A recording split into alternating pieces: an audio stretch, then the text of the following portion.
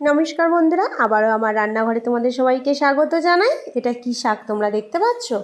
আশা করি তোমরা অনেকেই চিনতে পারছো। এটা হলো সাদা নোটে শাক, যেটা গাছ হয়েছে আর ডাঁটা হয়েছে। আর এটা দিয়েই আজকে জবরদস্ত একটা রেসিপি তোমাদের সঙ্গে শেয়ার করব।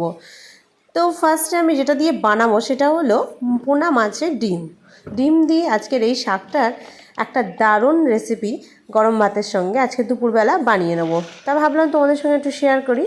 তো মাছের ডিমটা দেখো, আমি নুন হলুদ আগে থেকে কিছু মাখাইনি। তেলটা গরম করতে দিয়ে কড়ার উপরে নুন হলুদ দিয়ে দিয়েছিলাম, আর ডিমটা দিয়ে একটু উপরে হলুদ গুঁড়ো দিয়ে আমি ভালো করে এটা ঝুরঝুরু করে ভেজে নেব। তবে খুব ঝুরঝুরু করে ভাজবো না, মাঝারি ধরনের এটাকে আগে ভেজে নেব। এই দেখো, আমি এইভাবে ভেজে নিয়েছি।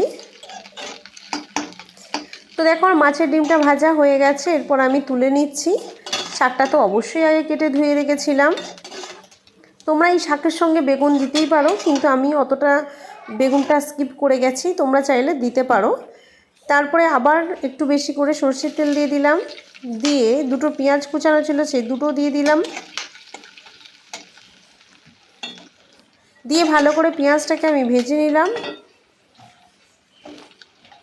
এরপর কুচানো আলুগুলো ছিল সেগুলোও আমি দিয়ে দিলাম, দিয়ে ভালো করে নেড়ে চেড়ে নেব। এতে আলু আর বেগুন দিলে সত্যি খুব ভালো লাগে, কিন্তু আমি বেগুনটা একটু স্কিপ করে যাব, যেহেতু বেগুনটা আমার ভালো লাগছে না এই তরকারিতে, তাই। তো হলুদ আর নুন দেওয়ার পর আমি হালকা একটু গুঁড়ো মশলাও দিয়ে দিলাম। এরপর শাকটাকে আমি পুরোপুরি চাপিয়ে দিলাম, কিন্তু কেটে ভালো করে আমার ধুয়ে রাখা ছিল এই শাকটা। আমার এই শাক চচ্চড়ি বা এই শাক ভাজা খেতে আমার ভীষণ ভালো লাগে। আর কে কে ভালোবাসো অবশ্যই কমেন্ট বক্সে কিন্তু আমাকে জানাবে। তো আজকে দুপুরবেলা ভাবছিলাম এই শাকটা কী দিয়ে যে করব, সঙ্গে সঙ্গে মাছ এলো, তাই আমি মাছের ডিম দিয়েই এটা একটু ঝটপট বানিয়ে ফেললাম। এত সুন্দর খেতে হয়েছিল, অসাধারণ খেতে লাগছিল গরম ভাতে। তো হালকা একটু জল দিয়ে আমি শাকটা আরেকটু ভালো করে কষে নেব। ওপরে দিয়ে দেব মাছের ডিমগুলো। একদম জল শুকিয়ে যাওয়া পর্যন্ত আমি মাছের ডিমটাকে দিয়ে ঢাকনা দিয়ে দিয়েছিলাম। তো 5 মিনিট পরে ফিরে এসেছিলাম, দেখো পুরো জলটা শুকিয়ে গেছে। এরপর মাছের ডিমটা দিয়ে ভালো করে কষিয়ে নেব। ফাইনালি কষানোর পর আমি এখানে দিলাম জিরে, মৌরি, চন্দনী পাউডার। এটা আমার বাড়িতে ভেজে গুঁড়ো করে রাখা ছিল, সেটা দিয়ে ভালো করে আগে আমি এটাকে কষে নেব।